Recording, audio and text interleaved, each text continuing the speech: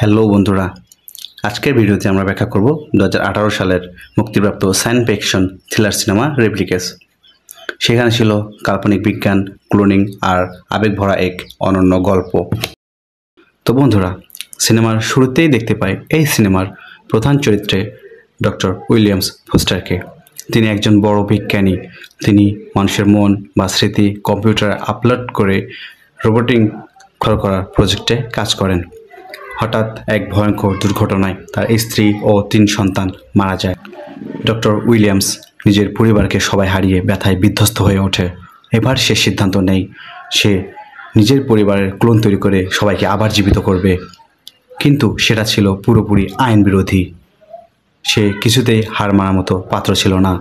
সে গোপনে তাদের পরিবারের সবার ডেড বডিগুলো তার নিজের ল্যাবে নিয়ে আসে। সেখানে তার অ্যাসিস্ট্যান্ট এডি এর সাহায্যে ক্লোন প্রক্রিয়া শুরু করে দেয়। কিন্তু সেখানেও ডক্টর উইলিয়ামস বড় একটা সমস্যার সম্মুখীন হয়। তার কাছে শুধু 3টি ক্লিনিং বক্স ছিল, কিন্তু তার পরিবারের সদস্য ছিল 4 জন। তাই তাকে যে কোনো একজনকে বাদ দিতে হতো।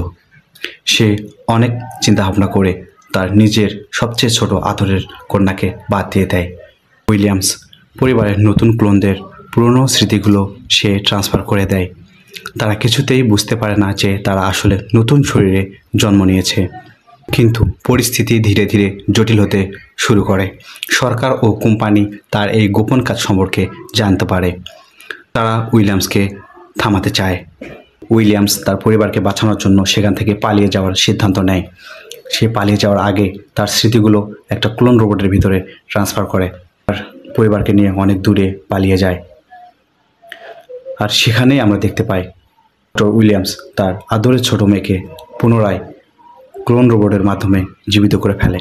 বন্ধুরা, এই সিনেমাটি প্রশ্ন তোলে, মানুষ কি শুধু শরীর, না তার স্মৃতি আর বিজ্ঞান কত দূর এগোতে পারবে?